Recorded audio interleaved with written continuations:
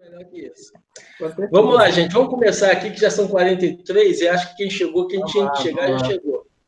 Vamos começando. A Sim. lição de hoje é uma lição que eu, particularmente, eu não sei qual é o termo que eu daria para ela, né? Disciplina. Eu acho que ela é um. Não sei, nos dias de hoje é difícil falar sobre isso. Quer dizer, é fácil e ao mesmo tempo é difícil.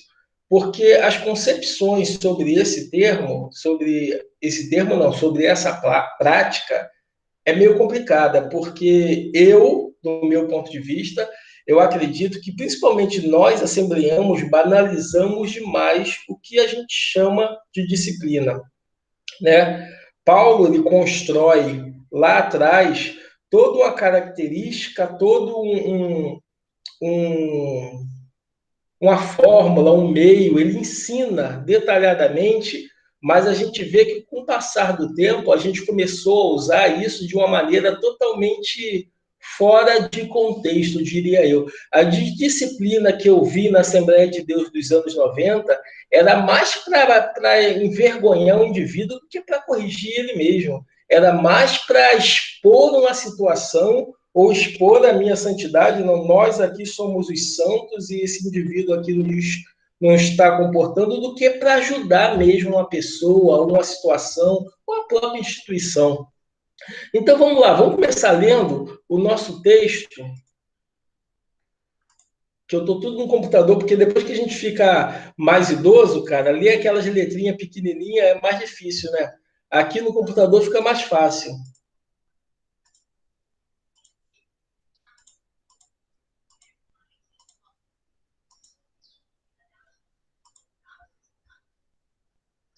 Coríntios 5, do 1 ao 13. Quem lê pra gente? Posso ler? Posso ler? Por favor, então. Vou ler aqui na NVI, tá? Por toda parte se ouve que há imoralidade entre vocês, imoralidade que não ocorre nem entre os pagãos, a ponto de um de vocês possuir a mulher de seu pai.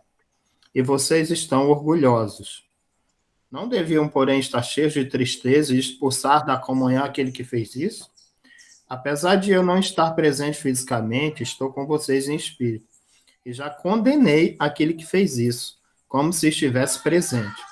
Quando vocês estiverem reunidos em nome de nosso Senhor Jesus, estando eu com vocês em espírito, estando presente também o poder de nosso Senhor Jesus Cristo, entregue esse homem a Satanás, para que o corpo seja destruído e seu espírito seja salvo no dia do Senhor. O orgulho de vocês não é bom.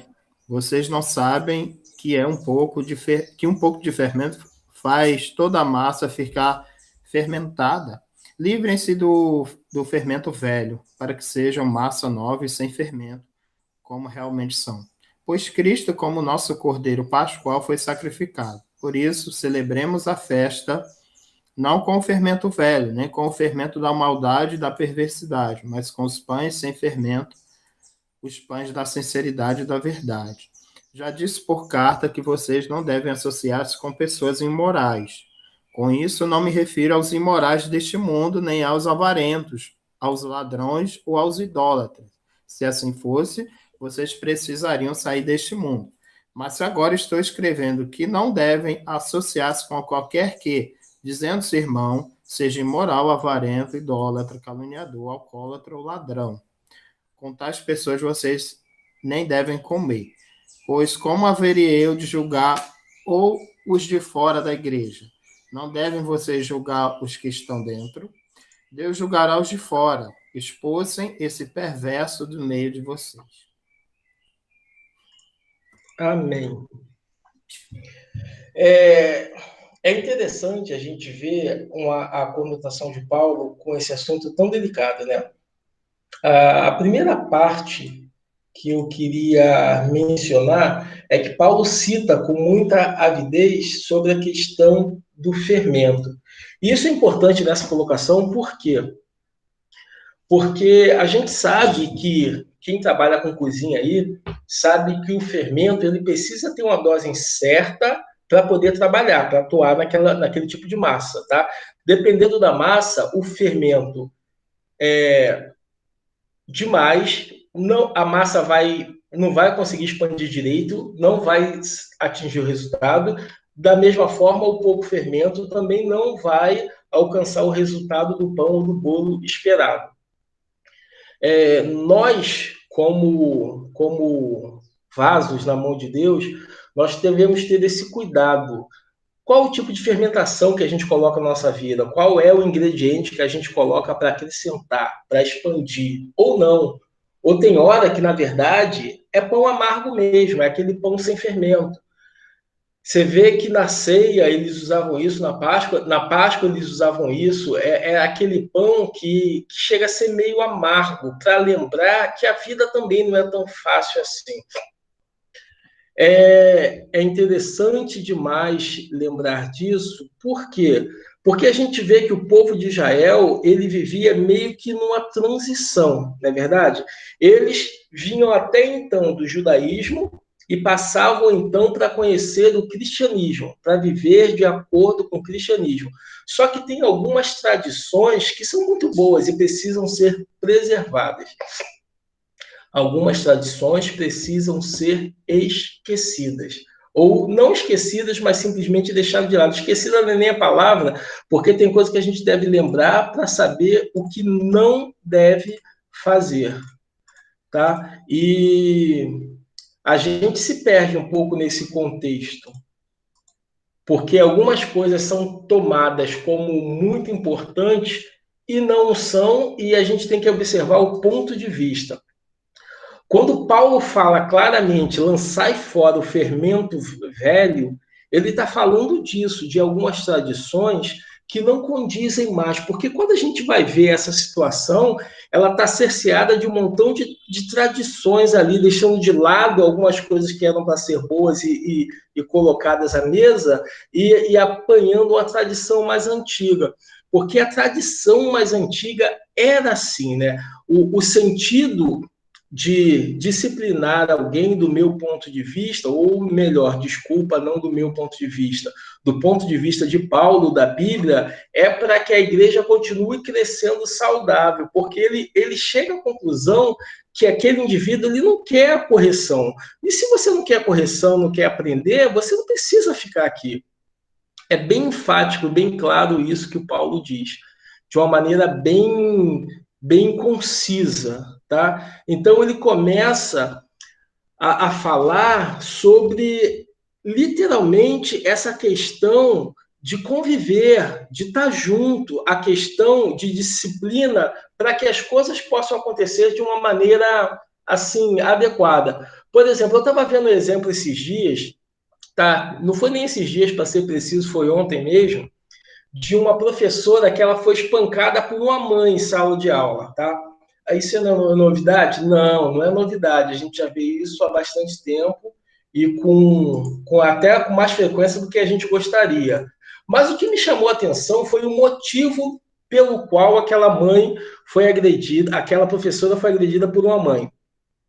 O tema foi: uma mãe entrou na sala de aula dizendo que ia levar um outro aluno que não era filho dela. E a professora falou: olha, é norma da escola. Você não pode levar o filho de outra pessoa se essa pessoa previamente não me deixou isso por escrito, não avisou. Eu não posso liberar a criança. Ela, não, mas eu vou levar e eu estou com pressa, eu não posso nem esperar. E ela falou: não, você não vai levar, você tem que ir na secretaria resolver isso. E se você trouxer da secretaria um documento te liberando para levar o aluno tal, você vai poder levar, caso contrário, você não vai. E por fim, nesse vai não vai, a mulher agrediu ela, agrediu literalmente na frente das crianças, na frente de uma turma. Começou o embate e ela foi agredida, apanhou no rosto algumas vezes. Óbvio que depois do ocorrido, cada um tem sua versão. Só que a mulher também, a mãe que fez isso, que agrediu a professora, ela se mostrou arrependida, ela reconheceu o erro, muito embora ela tenha tentado se justificar, mas ela reconheceu o erro. Mas a gente vive hoje uma sociedade assim, as pessoas querem viver a seu bel prazer, tá? As pessoas querem viver, elas acham que têm condição para aquilo, então elas simplesmente querem realizar. As pessoas acham que assim, se elas conseguem fazer aquilo, os outros têm que se adaptar a ela. E a gente vê que isso acontece. Na visão de vocês, isso ainda acontece na igreja como um todo, onde cada vez sem briga.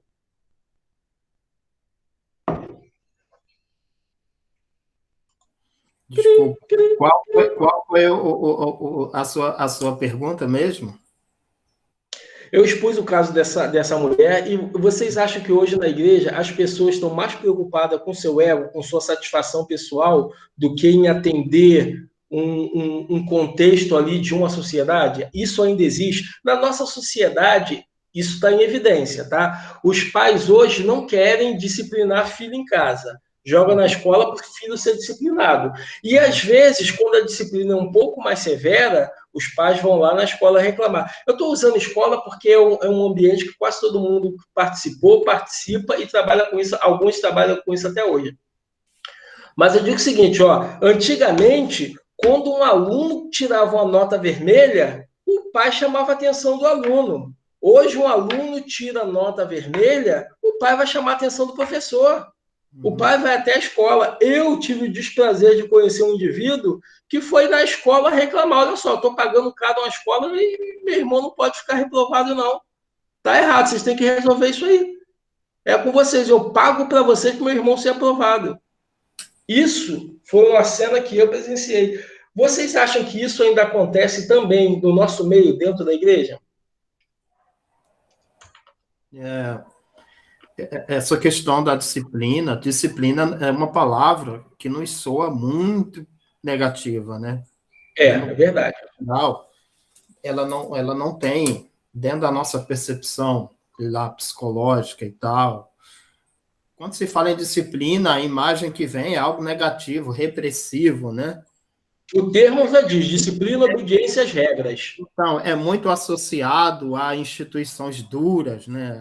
A hierarquias, enfim, nos remete a uma situação até criada pela própria sociedade, né? De disciplina no sentido de reprimir, sabe? Até movimentos, né? Sei lá, a década de 60 vinha contra toda essa construção de abandonar a disciplina, né? Todo um movimento cultural a partir da década de 60 de abandonar esses padrões de disciplina e construir um movimento de liberdade, um movimento de contracultura, né? E isso trouxe como consequência a liberdade do indivíduo, sabe? É a minha disciplina, eu devo fazer o que eu quiser, o que eu fizer. Mas, assim, a disciplina é importantíssima para a promoção de qualquer indivíduo, né? Ou dentro da própria sociedade, né? Uma sociedade entregue a uma anarquia, né? É um processo de destruição também, né? Então, eu vejo aí que é o caminho do equilíbrio mesmo.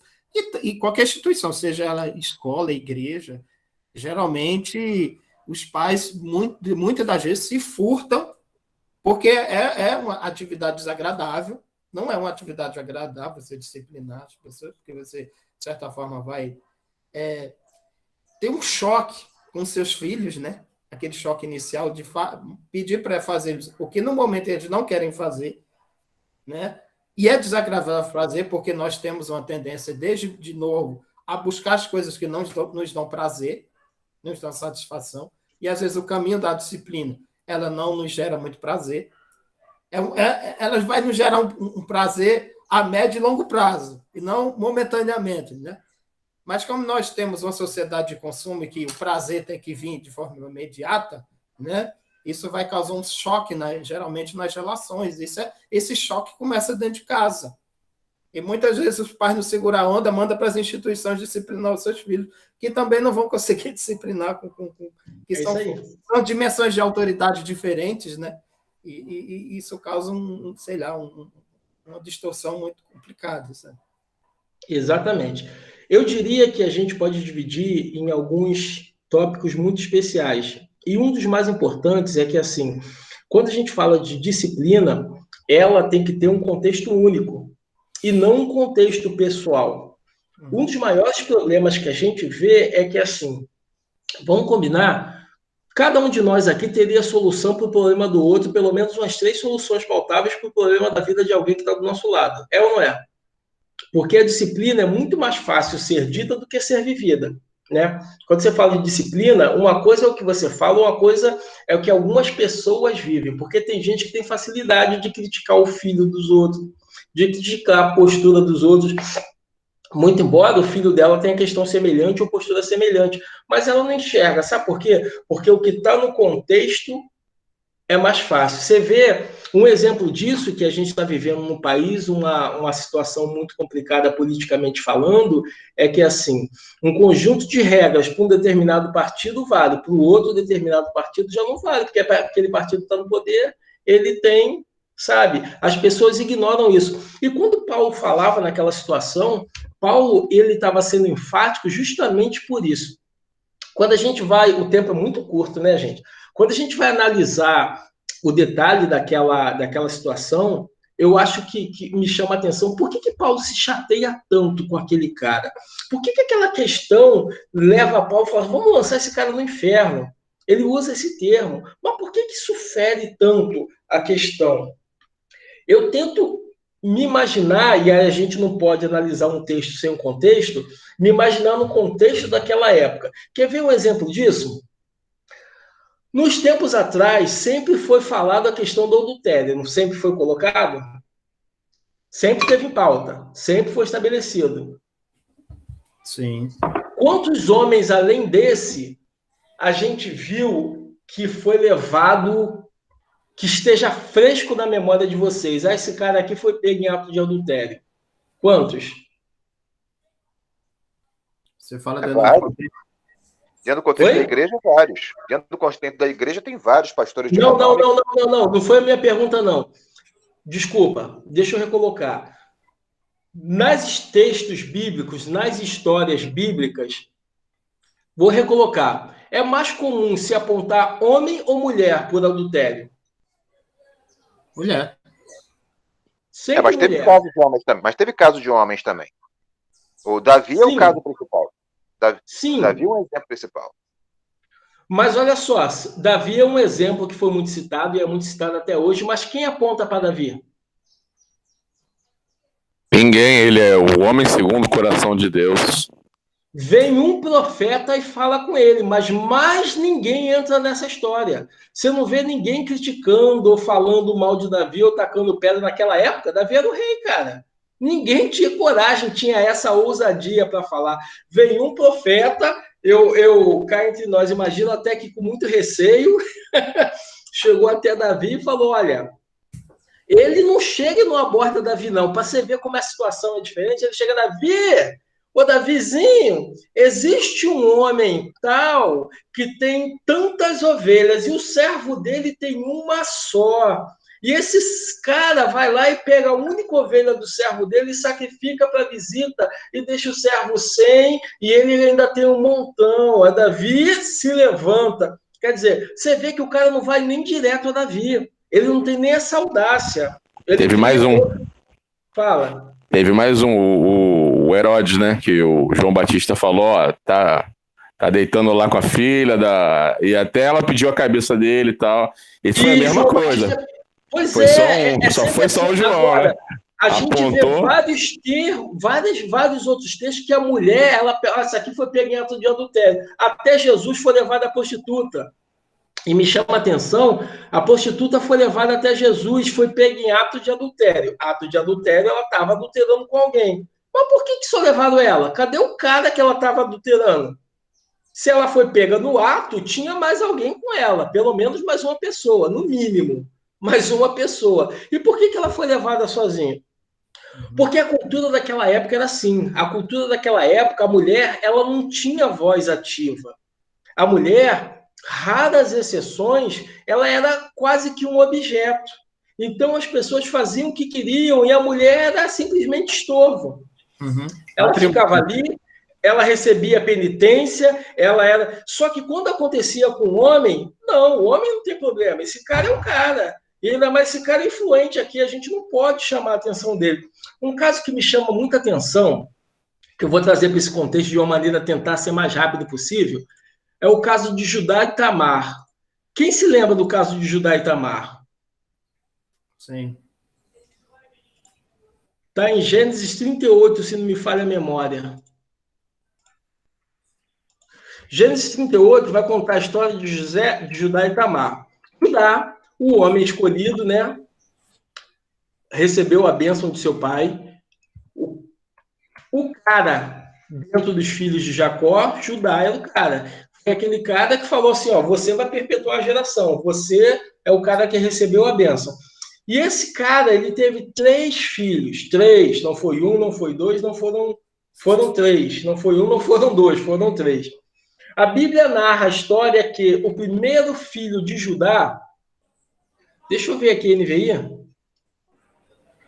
Ó, vou ler rapidinho para vocês. Por essa época, Judá se deixou seus irmãos e passou a viver na casa de um homem adulão chamado Ira. E ali Judá encontrou uma filha de um cananeu chamado Suá, e casou-se com ela e a possuiu. Ela engravidou e deu à luz a um filho, o qual lhe deu o nome de Er. Tornou a engravidar e teve um filho e deu o nome de Onã. E quando estava em Quezibe, isso dá a entender que já passou um tempo e tal, ele teve aí um outro filho e chamou Selá.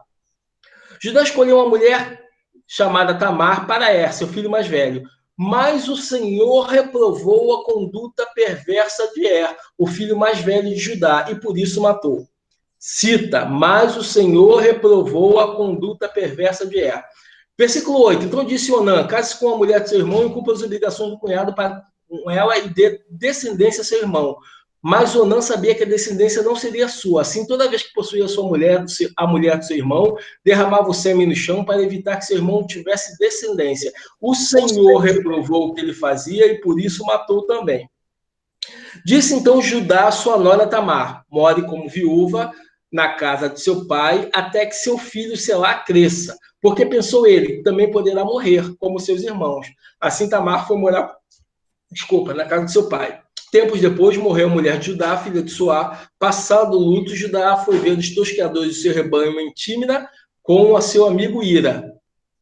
Quando foi dito a Tamar, seu sogro está a caminho de Tímina, para tosquear as ovelhas, ela trocou suas roupas de viúva, vestiu-se com véu para disfarçar, foi e sentou-se à entrada de Anã. Eu vou parar por aqui, porque vai ficar muito texto para a gente ler, e o tempo vai tá corrido.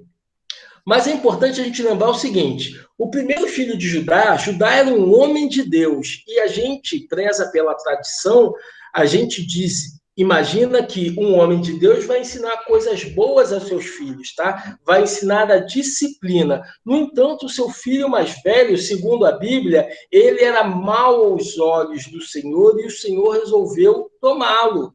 E aí, olha só que paradigma engraçado.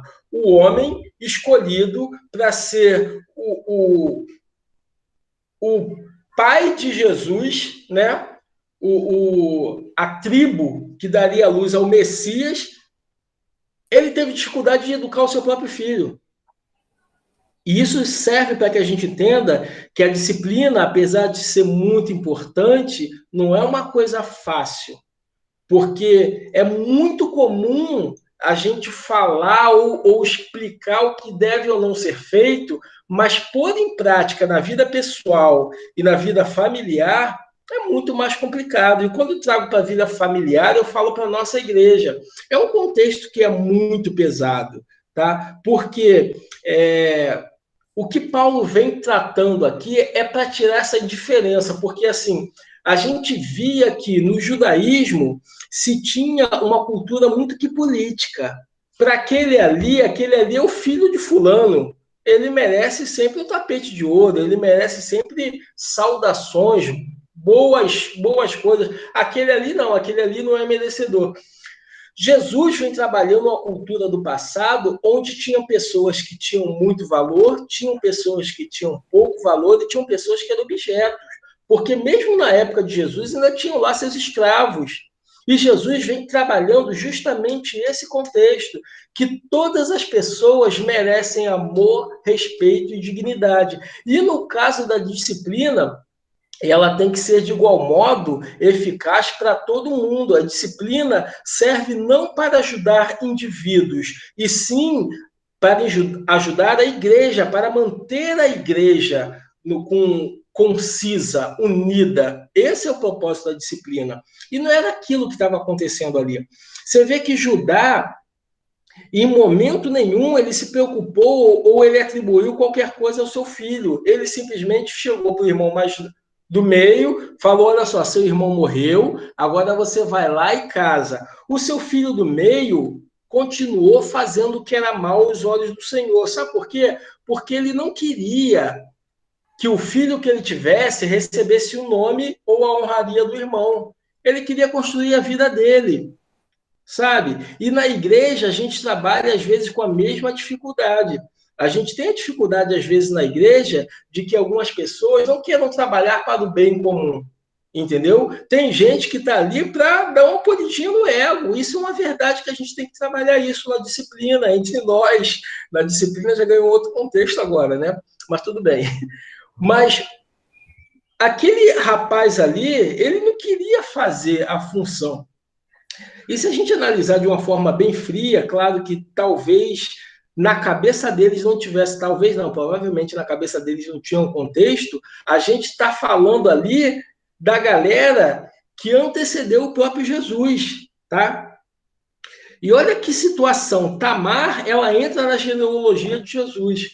E quando o segundo filho morre, Judá pega aquela menina e fala assim, ó, vai morar com seu pai, tá? Porque o meu filho é muito novo, eu não vou dar. Mas diz o texto que ele tinha simplesmente medo que seu filhinho morresse também. Ele não estava preocupado com a promessa que seu pai fez a ele, ele não estava preocupado com a promessa que ele recebeu, ele estava preocupado só em proteger os seus. É alguma novidade isso, gente? Não. Esse contexto não é novo. A justiça ela tem que ser feita, mas enquanto os meus estão aqui, não, eu tenho que cuidar dos meus. Você vê que Judá está ali passeando, ela escuta que ele vai estar lá, ela se bota uma capa, Judá, imagina que ela é uma prostituta e deita-se com ela. E aí é muito importante a gente atentar para esse detalhe. Judá ali, ele tem relação com a mulher, como uma prostituta, e ele vê problema nisso? De forma alguma. De forma alguma. Segue o barco. É uma prostituta, eu estou aqui, eu quero, vamos lá. É um objeto. É um objeto. É isso aí, é um objeto. As pessoas ali estão objeto. Aí passa-se o tempo e fala, olha só, sua nora está grávida. O que ele fala? O que Judá fala? Quando descobre que a nora está grávida. Está todo mundo aí, gente?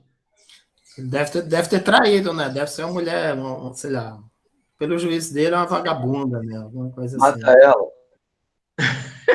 Ele fala logo, coloca ela pra fora e taca fogo. Fala aí, Diego. Queria queimá-la viva. Mandou queimar a mulher. Olha só, sabe o que é engraçado? O juízo moral de valor, né? A ação dele, ele não atribuiu nada. E a ação mas aí, vamos agora para o contexto da época. Para o contexto da época...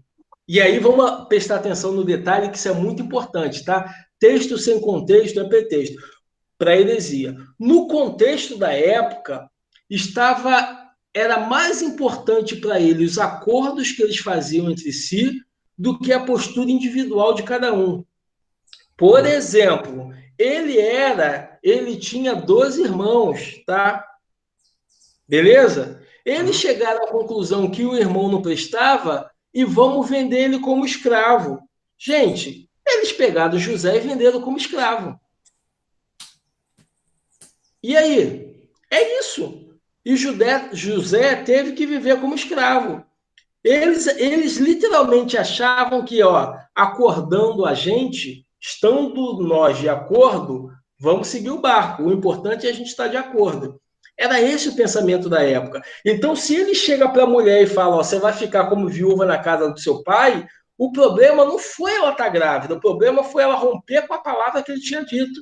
E na cabeça dele é esse. Tanto é, por que eu estou falando isso? Se a gente vê o versículo lá anterior, ele diz, olha só, Judá mandou o cabritinho por meio de seu amigo, a fim de reaver da mulher a garantia, mas ele não a encontrou. E perguntou aos homens do lugar: onde está a prostituta cultual que costumava ficar à beira do caminho? E eles responderam: aqui não tem prostituta nenhuma. E assim voltou a Judá e disse: não encontrei. Além disso, os homens do lugar disseram que lá não há nenhuma prostituta. E disse Judá: fique com ela o que eu lhe dei, não quero que nos tornemos motivo de zombaria. Afinal de contas, mandei a ela esse cabritinho, mas você não a encontrou. Quer dizer, o cara não estava preocupado de maneira nenhuma com o fato dele ter adulterado. Ele estava preocupado de cair na boca do povo de que ele fez uma promessa que ia dar um cabritinho para a prostituta e não cumpriu. Então ele falou, ó, pelo menos ela fica lá com o meu cordão, com o meu selo, com o meu cajado, mas ó, eu cumpri com a minha palavra. Vocês entendem que é muito importante para aquela época, muito mais do que os atos do cidadão, a palavra que ele empenhou. Numa época em que pessoas têm valores e outras não, a palavra se torna muito importante.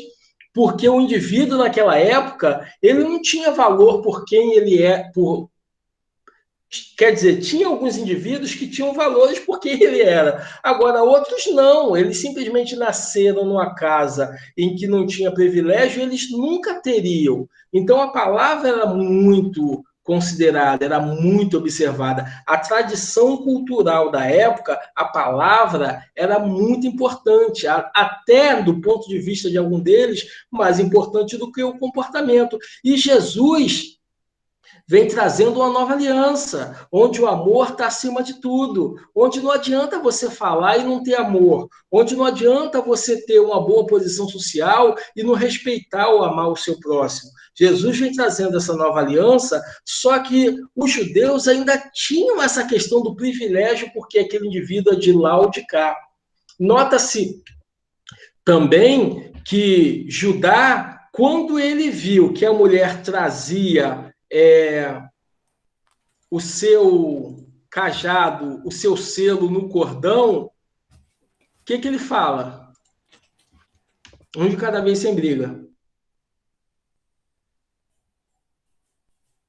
Alguém? Ninguém? Qualquer um? Todo mundo? Diego está com o texto na mão. Qual foi a pergunta? Ele diz assim, ó, essa mulher é mais justa do que eu. É isso que ele diz. E aí, eu pergunto, as pessoas que acusaram aquela mulher de ter adulterado, de estar grávida, por que não acusaram, então, Judá de ser adúltero? Um de cada vez sem briga.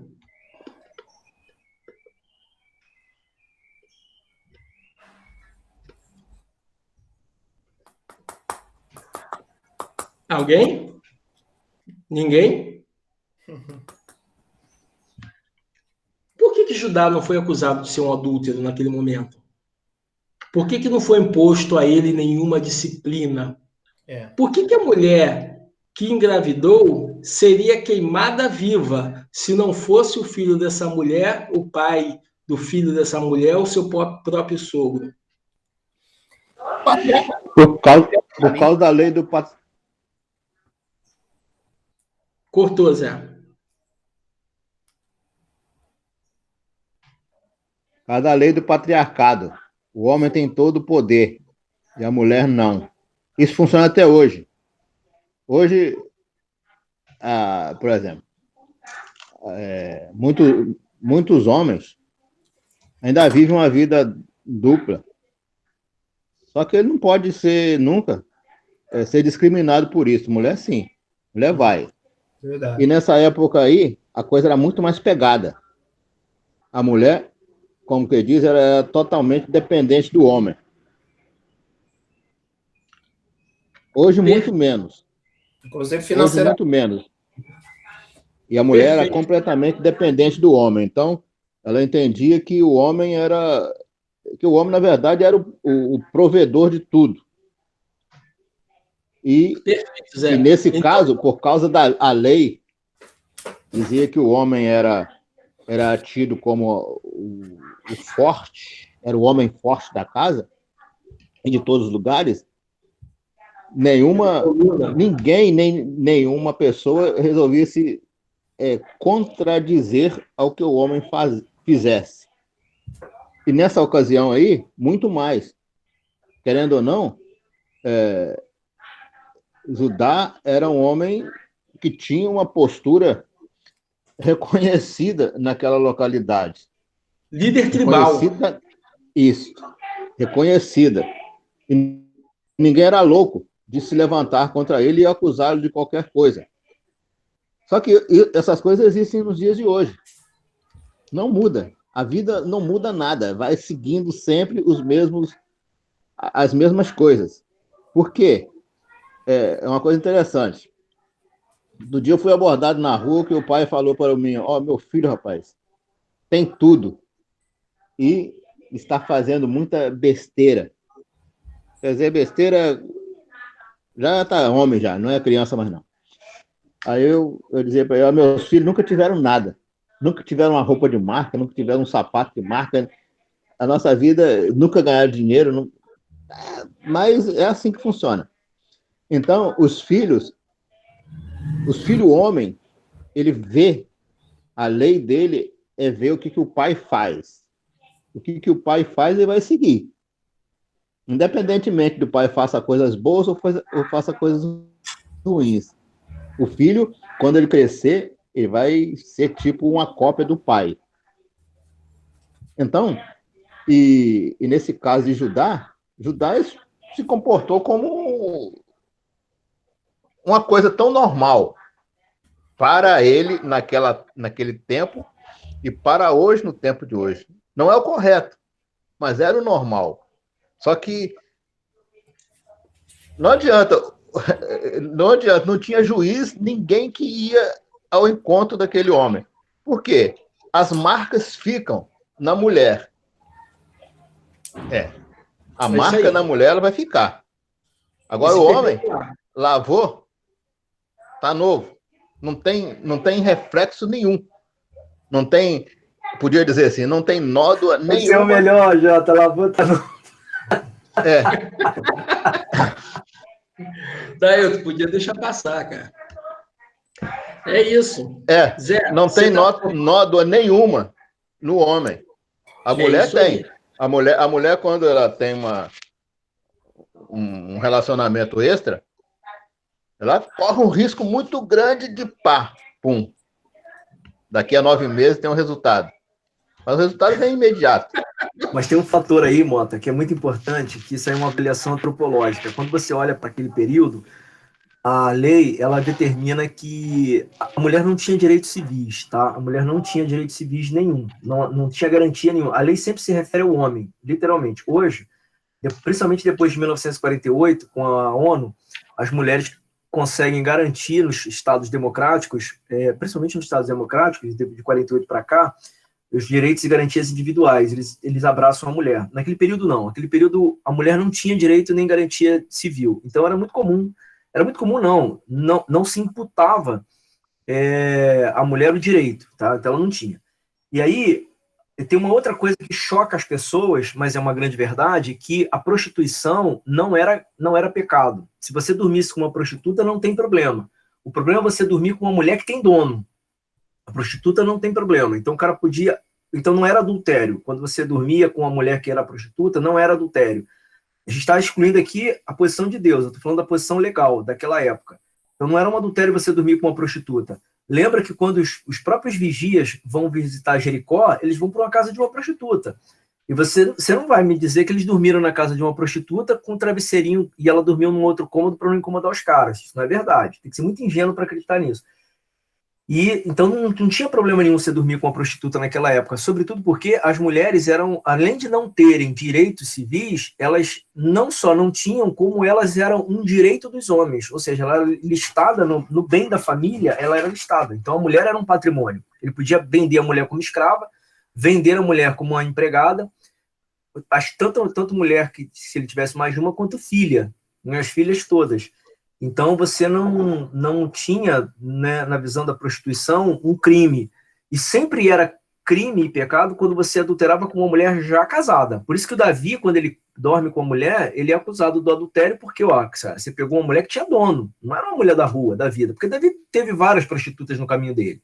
O problema era esse. Lembra quando a gente estava falando aqui que tinha várias prostitutas? Não estou dizendo agora que está valendo, ó, pode sair pegando prostituta que não tem problema. A gente está fazendo uma análise diacrônica, olhando para aquele tempo, olhando para a regra daquele tempo, para o comportamento social. Naquela época, por uma questão legal, a prostituta não tinha problema, tá? E a mulher o adultério era sempre considerado o homem com a mulher, mas a mulher tinha que ser casada, ou ter dono, ou ser filha de alguém que fosse virgem. Isso sempre era considerado como prostituição, ou como adultério, na verdade.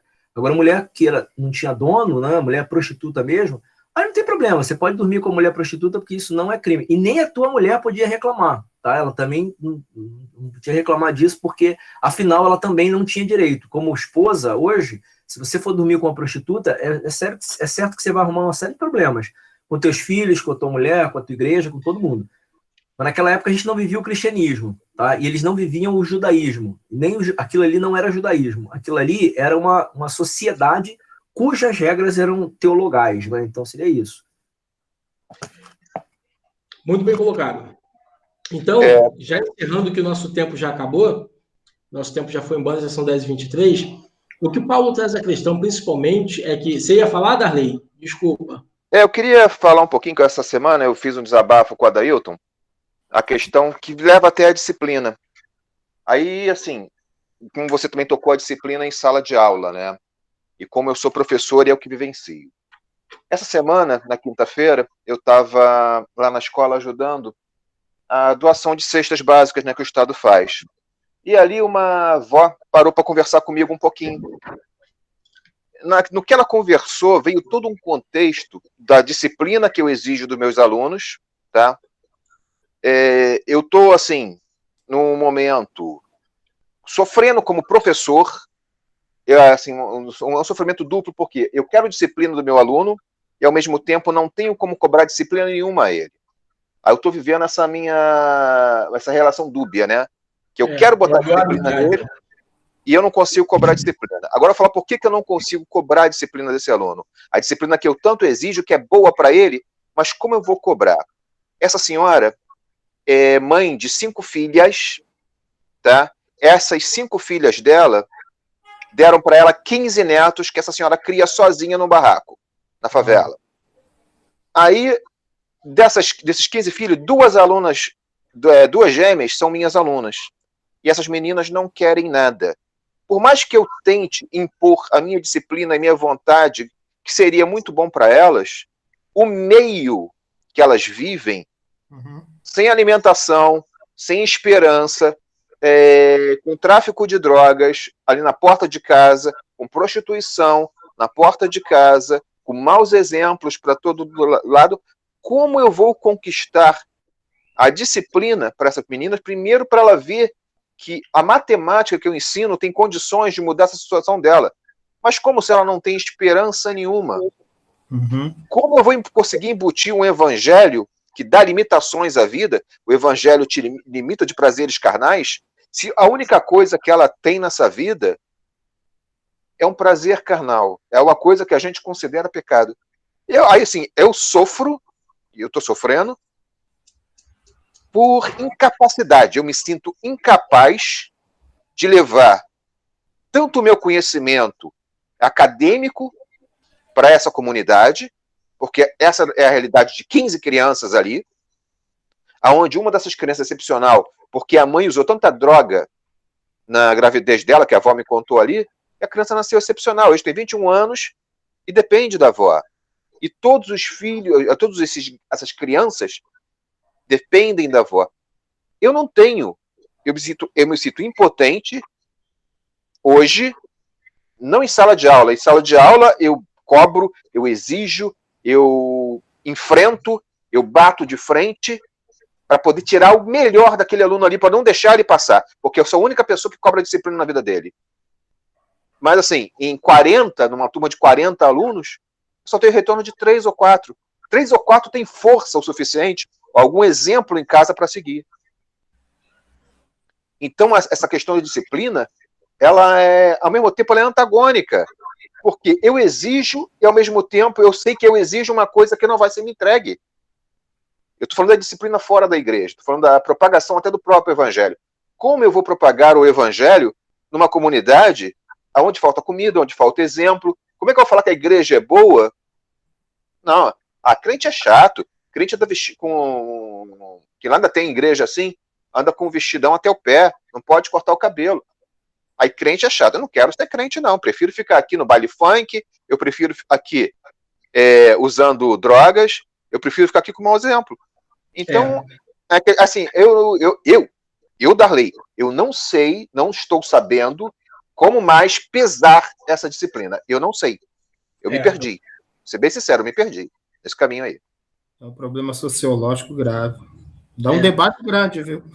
É um debate grande. Nós tem 5 minutos, gente, para a gente encerrar. Deixa eu só concluir aqui rapidinho. Eu queria fazer uma contribuição rápida, se você me permite. Você tem 1 minuto para fazer a tua contribuição rápida. Calma, é importante, é relevante. Então, 1 minuto para fazer a tua contribuição relevante. Está perdendo segundos já. Fala aí. É um tempinho que a gente tem, a gente não vai para casa, a gente está em casa. Vai, está perdendo tempo. Faz tua contribuição, cara. 30 segundos, me contando. Olha só, eu gostaria de... No texto mesmo, eu enxergo aqui, você até usado e herético, mas eu enxergo 2 pecados aqui no texto. O pecado do cara e o pecado de Paulo, porque ele faz um julgamento sumário, ele queria marcar uma posição ali em Corinto, porque o pecado sexual em Corinto não existia, era uma sociedade totalmente liberal, em que a sexualidade era liberada completamente, e Paulo aqui comete digamos assim, um abuso de autoridade, porque ele faz um julgamento sumário, não estando presente, não ouvindo testemunhos, ele ouve uma fofoca, e ele faz um julgamento sumário, ou seja, ele condena uma pessoa, sabe? A expulsão, como você próprio condenou a pessoa ao inferno, à distância, num julgamento sumário, sabe? E por que eu digo isso? Se você for lá em 2 Coríntios, ele tenta amenizar a situação. Lá em Coríntios 2, no 5, ele diz assim, olha só, a amenização que ele faz a esse juízo que ele fez, de forma, do meu ponto de vista, de forma querendo marcar posição, ele não queria apenas disciplinar, mas ele queria punir um ato de um pecado de sexualidade, entendeu? Em que naquele contexto de Corinto era tão comum essa situação, sabe? Mas ele quis marcar uma posição. E lá na segunda carta, ele se propõe a fazer uma correção desse ato, em que ele diz assim, lá no 2 Coríntios 2, 5, diz assim, se um de vocês tem causado tristeza, não a tem causado apenas a mim, mas também, em parte, para eu não ser demasiadamente severo com todos vocês. Olha só, a punição que foi imposta pela maioria é suficiente. Agora, ao contrário, vocês devem perdoar-lhe e consolá-lo para que ele não seja dominado por excessiva tristeza. Portanto, eu recomendo que reafirmem o amor que tem por ele. Eu escrevi com o propósito de saber se vocês seriam aprovados, se seriam obedientes em tudo. Se vocês perdoam alguém, eu também perdoo. E aquilo que perdoei, se é que havia alguma coisa para perdoar, perdoei na presença de Cristo, por amor de vocês, a fim de que Satanás não tivesse vantagem sobre vós, pois não ignoramos as suas intenções. Então, ele reconhece, fazendo uma análise bem crítica do texto, tá? Tirando essa questão devocional toda, e não... Tá bom. Seja o objetivo que o nosso tempo já foi. A gente tem que analisar que ele aqui cometeu um pecado de excessiva autoridade. E isso é uma coisa muito presente também dentro de um contexto eclesiástico. Esse abuso de autoridade, o esmagamento, usar o contexto coletivo para esmagar o indivíduo, entendeu? Eu te entendo perfeitamente, Ayrton, mas sabe como eu encaro isso? Paulo faz isso mais de uma vez, hein, gente? Ele faz isso mais de uma vez. Ele faz isso mais uma vez. Mas eu vou fazer uma analogia aqui a um exemplo claro. Quando você vê Jesus se deparando com prostitutas, de inúmeras vezes, a gente vê Jesus falando, ensinando, com a própria mulher samaritana. Jesus vira para ela, só, você disseste bem, tu tivesse 5 maridos e o que você tem hoje não é teu. Mas você não vê Jesus exaltado, perdendo a linha, você não vê ele pulando a cerca. A gente vê Jesus exaltado numa condição. Quando quando ele chega lá no templo e vê aquelas pessoas que deviam estar ali para ajudar, para ensinar, para tomar conta, você vê aquelas pessoas tirando proveito. Não estou passando pano quente, mas eu imagino que Paulo pegou um pouco desse bonde também. Por quê? Era uma cultura ali na época que, se você ver o versículo 2, você vê que as pessoas se gloriavam, estavam se gloriando disso. O versículo 2 diz exatamente assim, olha só. Uhum. E vocês estão orgulhosos? Não deviam, porém, estar cheios de tristeza e expulsar da comunhão quem fez isso? Quer dizer, Paulo está falando assim, está acontecendo uma coisa no meio de vocês, mas mal comparando, tá? O texto não diz isso, mas o que nos leva a entender, mas essa pessoa, o que ela tem de especial para você estar orgulhoso dela estar fazendo isso? Para você tratar ela tão bem, porque essa pessoa, ela devia receber o mesmo tratamento que todo mundo aqui. E Paulo, ele entra no mesmo ponto de Jesus aí. Cara, vocês deviam estar aqui para ajudar quem precisa e não para beneficiar quem é privilegiado. E essa é uma grande questão que eu costumo debater muito sobre isso, é que até hoje o evangelho ele deveria ser para trazer amor e para trazer um pouco de alento ao necessitado, e na maioria das vezes, eu vou falar com convicção, nas grandes igrejas, o evangelho ele é usado para trazer privilégio a quem já tem poder. O evangelho é usado para dar autoridade a quem já tem. Provavelmente, quer dizer, existe uma grande possibilidade de Paulo ter se irritado tanto por causa desse contexto, porque o texto diz claramente que todo mundo já sabia. Você disse uma coisa que é importante. Você disse assim, que ele só por fofoca, mas olha só, o texto diz que todo mundo já sabia. E tanto é que quando ele fala, ninguém se contrapõe, ninguém fala nada. Então, quer dizer, era uma coisa que acontecia, a situação, aquela mulher provavelmente era manipulada, porque a mulher ia falar o quê? Ia contar para o marido que o filho dele estava abusando dela. Tu acha que o marido ia acreditar em quem? A gente volta lá para a história de José do Egito. O José era homem, mas era escravo. A mulher tenta usar ele, conta para o marido.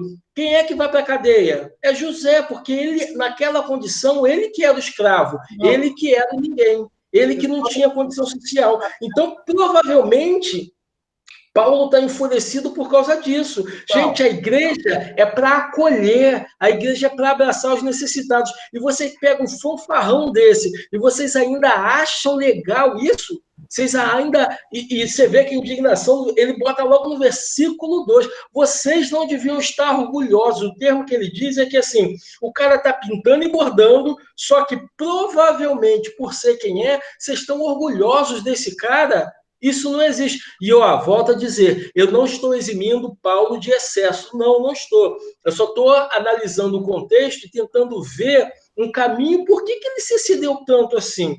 Por que essa questão chegou nesse nível? Porque eu também acho isso. Você vê que ele chega ao ponto de condenar o cara ao inferno. Tá? E eu acho que também é um exagero. Analisando friamente, é um exagero. Mas o que levou esse cidadão a tal exagero? A gente vive nisso até hoje. A gente vive uma igreja cristã hoje que é para beneficiar quem tem dinheiro, quem tem postura social. Você vê que numa igreja o cara chega... Desculpa, não é o caso da nossa, tá? Mas você chega numa igreja, o cara tem uma posição social, o cara tem dinheiro, o cara é pastor. Eu tive numa igreja, isso ninguém me contou, não. Eu tive que um pastor subiu no púlpito e falou assim, gente, Deus continua me revelando. Deus me revelou essa tarde na minha casa, Deus me revelou que existia o livro de Amós. Um pastor. Eu não conhecia o livro de Amós. Deus me revelou essa tarde que existe o livro de Amós. É um livro legal, é um livro interessante. Agora você vê, o cara é pastor de uma grande igreja e nem o livro de Amós o cara conhecia. E por que ele é pastor, então? Que chamado é esse? Entendeu? Então a gente vive essas questões e provavelmente isso deixou Paulo extremamente irritado. Vocês estão sentindo orgulho disso? Vocês tinham que se vergonhar do cara estar se relacionando com a mulher do pai. Um detalhe muito importante, que era da mesma congregação, e você não vê citando sobre a mulher. Provavelmente a mulher era infligido isso, essa condição, essa situação, mas Paulo ali, ele chega, e no meu ponto de vista, eu queria encerrar a aula dizendo que Jesus ele vem trazendo um contexto que o amor está acima de qualquer coisa. O próprio Paulo, lá em Coríntios, ele fala que em Romanos também ele fala que o amor não faz mal ao próximo, de fato, que a consumação da lei é o amor, uma coisa assim. Eu vou ler o texto, Romanos 13, alguma coisa. Mas, enfim, a base da vida cristã é o amor. E se você bota disciplina em cima de posição social, isso não é cristianismo. Isso não é zelo com a igreja. Isso é voltar, e aí a gente entende o que é voltar ao fermento antigo. É voltar a valorizar o que se quer valorizar, o que se acha que tem valor. Só que Jesus e Paulo veste essa postura de que todo ser humano tem valor diante de Deus. Não é a sua posição social, não é a sua classe. Você merece ouvir e receber de Deus e ser respeitado como indivíduo, e não pelo que você tem no banco, e não pela sua situação financeira. Volto a dizer, tá? O texto não disse isso claramente, mas é o que a gente começa a observar e acaba deduzindo. Então, lembrei o termo exato, de sorte que o cumprimento da lei é o amor. Esse é o texto lá de Romanos.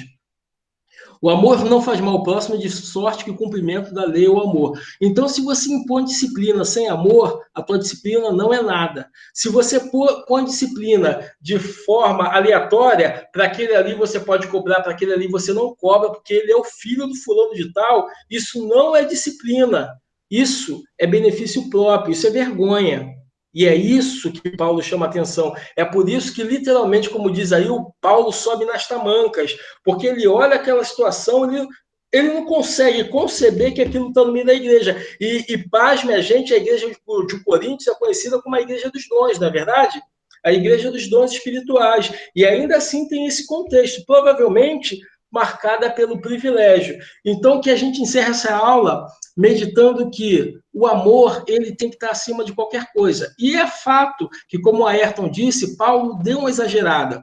Tá? Ele esquece um pouquinho desse amor, mas provavelmente por causa dessa situação, porque ele vê as pessoas deixando o amor de lado para ver posição social. Porque o fato disso acontecer e as pessoas sentirem orgulho do cara, tem alguma coisa de muito errada na situação, e com certeza, assim como ele, qualquer um de nós estaria ali naquela situação extremamente chateado com isso, com deixar crescer na igreja um sentimento que seja totalmente diferente do amor de Cristo, um sentimento oportuno, um sentimento de privilégio, sabe? De privilegiar algumas pessoas em detrimento de outras. E que o amor seja maior do que tudo e qualquer coisa. Adailton, quer acrescentar alguma coisa? Adailton? Foi tomar café. Saiu da coisa? Não, eu tô aqui porque eu tô com a janela da reunião aberta aqui já. Uhum. Não, eu só quero dar o dever de casa para vocês aí pensarem por que o sexo era pecado, tá? Por que o sexo antes do casamento é pecado? Isso é um dever de casa para você pensar um pouco na filosofia da religião. Por que o sexo antes do casamento é pecado, tá? E por que ele era pecado dentro do contexto bíblico? E o Paulo, por exemplo, ele tem muito problema, como você levantou em Corinto, com relação ao sexo lá. Por que isso era pecado lá? A gente sabe que sexo é pecado, né? E isso é o que mais chama a atenção das pessoas. As pessoas perdoam muita coisa. Se o cara roubar, ele é perdoado, mas se adulterar, ele não é perdoado, não. Mas por que isso é tão importante? Isso é para vocês pensarem ao longo do tempo, principalmente por que o sexo antes do casamento era pecado. E já era naquela época. Só para vocês pensarem um pouco. Carlinhos, abençoa a gente aí, orando aí, Carlinhos.